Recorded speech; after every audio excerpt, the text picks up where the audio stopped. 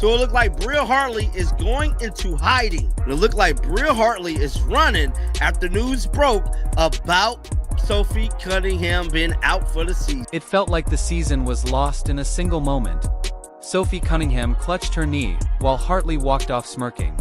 Indiana later confirmed it was an MCL tear. Sophie's out for the season. While her family begged the league to step up and protect its players, Hartley appeared to enjoy the chaos rather than show any concern. That reaction alone turned heads, but what came after made things even worse. Clips of Hartley's smirk went viral, and then she did something that pointed straight to her guilt. We'll break down what that was in just a bit.is. This a sign of what's to come for Hartley? Is she now trying to clean up the mess, knowing she might be facing a suspension? And the big question, do you think this was a dirty play? Drop your thoughts in the comments below. Let's get into it. This picture is going viral with Bria Hartley with the sinister grin, right? This malevolent look that's on her face right now, clearly smiling after injuring Sophie Cunningham. The moment that kept resurfacing wasn't just Sophie on the ground. It was what the cameras captured right after. As trainers rushed toward Cunningham, a replay angle showed Hartley glancing back with what many described as a grin. That single freeze frame spread non-stop across social media, and quickly became the centerpiece of the outrage.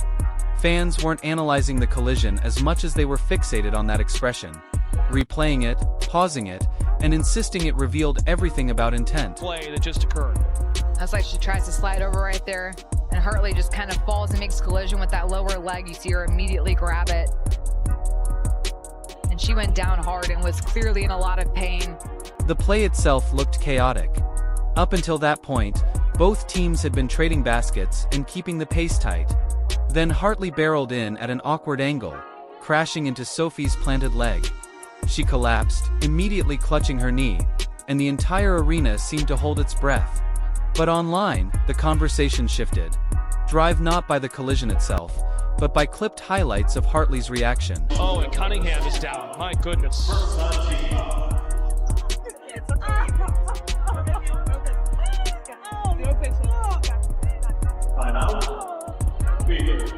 Should be.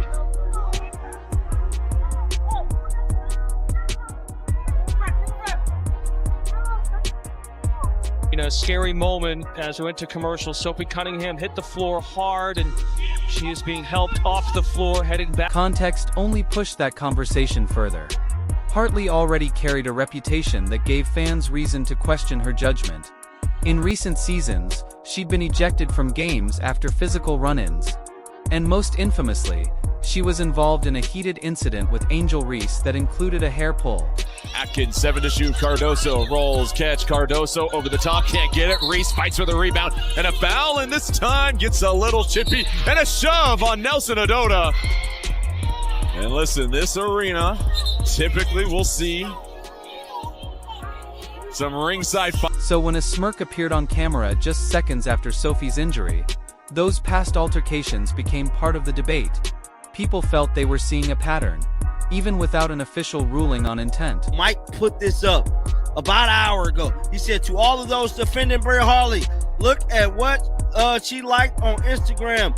Emo, she's the dirtiest player in the league and should be kicked out. Most recently, Sophie Cunningham has been hurt with the knee tear and is out for the season. Look at this. Look at this. Now, Bria is the definition of consistency. Now, this is her liking this. This is her liking this post. Y'all see that? Breezy, 1414, and others. Bria is the definition. She's liking this post. Look at this. Death taxes and Bria Hartley always being at the scene of the crime. Now, that's her choke slamming Angel. Still, the injury changed everything. This wasn't just a scare. Sophie could walk off. Tests confirmed she had suffered an MCL tear and would miss the rest of the season. What might have been seen as unfortunate basketball contact suddenly became the flashpoint for a bigger conversation about player safety and accountability. Sophie Cunningham, let's be clear here. Sophie Cunningham was targeted. Let's be very, very clear here. But Sophie Cunningham was flat out targeted by a dirty. And yet, before any official league response arrived, it wasn't analysts or referees fueling the outrage. It was Sophie's family.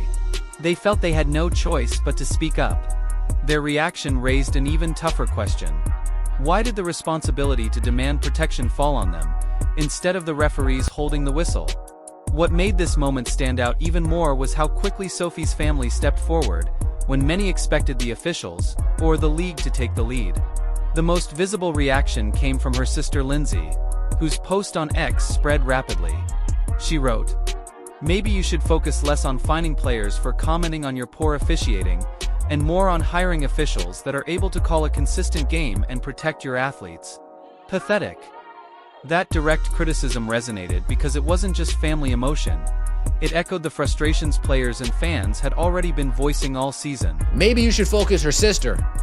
Maybe you should focus less on fining players for commenting on your poor officiating and more about hiring officials that are capable to call a consistent game and protect your athletes. Pathetic. Praying for you. The only good thing positive surrounding Sophie Cunningham coming out of this game, she looked in good spirits in the locker room. The sting behind Lindsay's words hit even harder, because Sophie herself had already been fined earlier in the year for criticizing officiating on her podcast and social media. That history made Lindsay's phrasing cut deeper, highlighting what many saw as upside-down priorities. Players were punished with real fines for speaking out, while questionable contact on the court brought no immediate accountability. In that light, her post wasn't just about her sister's injury. It exposed a recurring disconnect between the league's stated values and how games were actually being overseen. Bria Hartley deserves zero benefit of the doubt. And Sophie Cunningham's family not too happy. I believe this is Mama C. Hartley is a disgruntled player having trouble everywhere she goes. She's playing mean and plays out of control. Looked out of control. Their mother, Paula Cunningham, added fuel to the fire with a blunt message of her own, calling Hartley disgruntled and plain mean. Though she later deleted the post, the fact that it came from someone personally invested in Sophie's well-being gave the criticism a weight social media commenters alone couldn't match. Fans took it as confirmation that their read on Hartley's reaction wasn't imagined. It was shared by the family closest to the player who was hurt. Once the post was deleted, it spread even faster, with screenshots driving more debate about intent, accountability, and whether frustration from a player's family might push the league to act more swiftly. Indiana Fever fans wake up pissed off today. Pissed off. Not only are we getting assaulted, but they're smiling about it. This is the 6th time they've smiled, laughed, and cheered on our Indiana Fever players getting assaulted, getting injured. And it pisses me off. Meanwhile, refereeing itself remained a focal point. Critics questioned not only the collision, but also the delayed response and stopping play, once it was clear Sophie was down. That night became another data point in a long-running conversation about officiating standards, echoing complaints from players and coaches throughout the season about inconsistency from game to game. The Cunningham family's words captured what many around the league had already been saying publicly. The lack of reliable standards left players vulnerable to unnecessary risks. Making all kind of excuses to say that Bria Hartley is not a dirty player. Let me tell y'all something, man. Come on in here. Come on in here, man. Let me tell y'all something. If it quacks like a duck, walks like a duck, eats like a duck, it's a duck, man. Come on, man. She is the dirtiest player in the WNBA right now, winning the trophy. All right? Winning the trophy for it. Don't sit here and try to tell me Bria Hartley is not a dirty player. As the discussion grew, attention turned to the top of the league. Fans and family members alike called on Commissioner Kathy Angelbert and the league office to create stronger protection protocols and stricter accountability when referees miss critical moments. Media outlets picked up the story quickly, framing it as part of a bigger debate about both safety and leadership in the WNBA. While Sophie's family voiced anger and the league faced mounting questions, Indiana still had to finish the night on the court. What happened next was a reminder of how a season can flip in a single evening, not only because of what was lost, but because of the resilience that followed.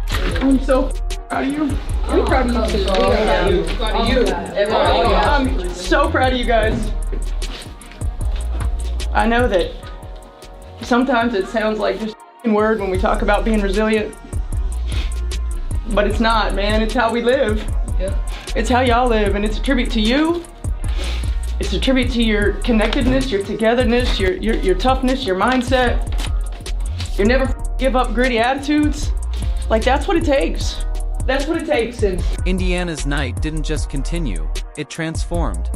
With Sophie ruled out and Caitlin Clark unavailable, the Fever looked overmatched on paper. Yet by the final buzzer, they had fought their way back to shock the league. What began as a bench stretched thin ended in a record-breaking comeback no one in the arena will forget.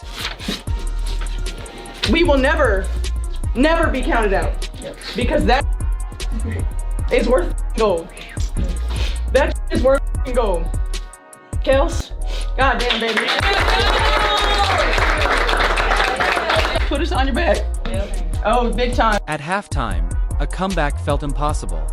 Indiana trailed by 21 points, their offense sputtering, and their defense struggling to keep up with quick rotations from the other side.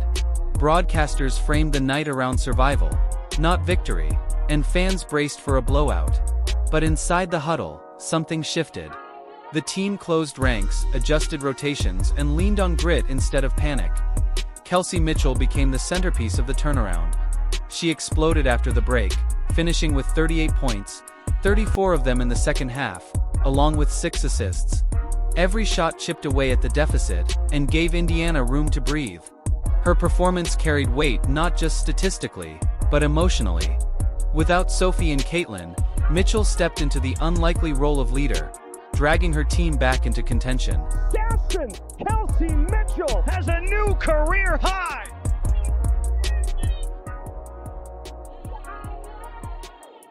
Backdoor Mitchell bouncing in the paint for 2.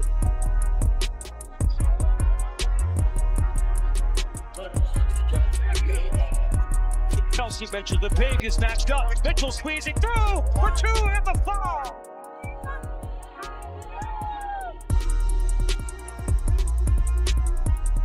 Fouls on the other end. It's Mitchell launching it. The lift didn't rest on her shoulders alone. Odyssey Sims provided steady floor control, cutting down turnovers, slowing the pace when needed, and making sure possessions ended with quality looks. She calmed the team in moments when frustration might have beaten them. Avery knifes off the screen. Charles is doubled. And Indiana looks like they're in a zone right now. Kick out and stolen by Mitchell. Explodes 2-on-1. Sims elevates for 2 and a foul. Bug with their point guards. This is where you have Odyssey Sims coming in. Kelsey Mitchell making a great heads-up play here, but Odyssey Sims has done a great job early on coming in. Right alongside her, Aaliyah Boston dominated the paint, posting a double-double that gave Indiana the balance they desperately needed. Her rebounding and interior defense shut down second-chance opportunities and bought space for Mitchell's scoring runs to matter. As the second half played out, the crowd's energy surged with each possession. Loose balls started bouncing Indiana's way. Defensive sets tightened. And suddenly the scoreboard crept closer. By the fourth quarter, the team that had looked finished was running on adrenaline and precision. When the horn sounded on a 99-93 win, Indiana had erased a 21-point hole, setting the mark for the largest comeback in franchise history. Boston backs down Hartley. Aaliyah Boston, excellent post position. Picks up the dribble. Shot clock winding down to 7. Mabry, lob pass. Charles catches. No foul call. That's a huge no call. Looks for cutters. Charles the defense. Back on to Boston. Tina Charles. Backdoor Mitchell pouncing in the paint for 2. 30 points for Mitchell. That's the 4th on Charles. Can't get caught ball watching right there. Great recognition by Boston as Mitchell makes that backdoor cut. That victory framed one side of the story. Off the court, though, Hartley became the focal point for an entirely different reason. After the viral clip of her smirk spread, she made her social media accounts private, and in some cases deleted them altogether. That move fueled speculation. Was she about to quit? Was something big about to drop? Rumors swirled of a pending investigation and possible suspension tied to her string of dirty plays. Shot clock down to 6 for the Fever. Turner, up fade. Turner kicks it. Hole three-pointer. Bottom! Indiana's just... While Hartley pulled back from the spotlight, Sophie prepared to do the opposite. Injured or not, she wasn't about to let the moment pass without her voice being heard. Her reaction in the days after the injury showed just how determined she was to control the narrative. Rather than retreat into silence, she placed herself at the center of the conversation. That choice set her apart, because instead of waiting quietly through recovery, she spoke directly to the controversy, making sure her perspective was represented. Bria Hartley has privated all her social media accounts. Now this is coming off news breaking about Sophie Cunningham being out for the season. Now we know there has been people kind of investigating this whole situation with Bria Hartley. And y'all know what I like to say is looking real spooky for Bria Hartley right now. Her first move was short but commanding. She posted online, "F around and find out." It was blunt, but it resonated. The message wasn't random, nor was it directed squarely at Hartley. It was aimed at critics, at those dismissing her toughness, and at people questioning whether Indiana could hold together without her. Fans amplified it immediately, circulating the post across WNBA discussions, until it became one of the week's most talked about statements. More than anything, it came across as defiance, a way of saying that despite her injury, neither she nor her team would be disrespected or written off. Well, you come at Sophie's sister, you come at Sophie. And Sophie saw this comment, and bless her heart, she answered it. She answered it. Some of us were raised by the words of, quote, "Don't bite off more than you can chew." And some of us didn't. Quote, "F around and find out." F around and find out. Kiss. God bless this woman. Yeah, seriously. She's great. But Sophie also made it clear the situation had nuance. On her podcast, she surprised fans by explicitly defending Hartley. She said she didn't believe Bria intended to injure her, adding that the two were friends and super cool, and that she had nothing but love for her. For those who had only seen the viral smirk, Sophie's words complicated the outrage. Her FAFO post, she clarified, wasn't aimed at Hartley. It was aimed at critics and at the ongoing conversation about her family and toughness. In other words, Sophie gave Hartley the benefit of the doubt, but not the same courtesy to critics or the league, which had fined her 3 separate times earlier in the season for calling out officiating. But that's hilarious. That this hater out there, and there's a lot of them right now. I said yesterday they're mad because Sophie's being called a superstar and this and that and the other. Yeah, Sophie's got more pull than your A'ja Wilson. I mean, Asia's on this monumental run. I literally wouldn't have known that if I hadn't stumbled across somebody that said, well, the WNBA is making A'ja Wilson's late season MVP push. Sometimes, I mean, you just got to pay attention. The WNBA wants to protect certain people and certain players. That history explained her tone. More than most players, Sophie knew what it felt like to be punished for speaking out. When she called out officiating months earlier, she was fine. But this time, by combining a defiant public statement with a thoughtful explanation on her podcast, she showed she wasn't just reacting emotionally. She was defending her family's dignity while establishing her own stance. Fans rallied behind her. Fervent supporters filled social media with encouragement, highlighting her willingness to speak up even while sidelined. What might have been remembered only as a bad night for Indiana, instead turned into a rallying cry. Sophie transformed her setback into leadership. Her balance, defiant on social media, thoughtful on her podcast, kept her voice central and shifted pressure back toward the league. As her response spread, it framed the bigger takeaway from the entire incident. Indiana wasn't folding. Their fight was just beginning. Sophie confirmed the reality. An MCL tear ended her season. Meanwhile, Hartley's smirk clip spread everywhere, and not long after, her accounts were reportedly locked down. But for Indiana, the night carried proof of resilience. Kelsey Mitchell's 38 points powered a record-breaking 21-point comeback, the biggest in franchise history. So now it's your turn. Do you think the officials failed to protect players, or was this just bad luck? Is Hartley trying to clean up her mess now that she might face suspension? Was this a dirty play? Drop your thoughts below. And don't forget to send well wishes for Sophie in the comments. Like, subscribe, and turn on all notifications so you never miss out. Click the video on screen, and we'll see you in the next one. Know Bria, and I'm actually really good friends with Bria, and I have been waiting to get on the pod and so we could talk about this because I did want to tweet it out, but I don't think that there was no ill intent. I think it was basketball play.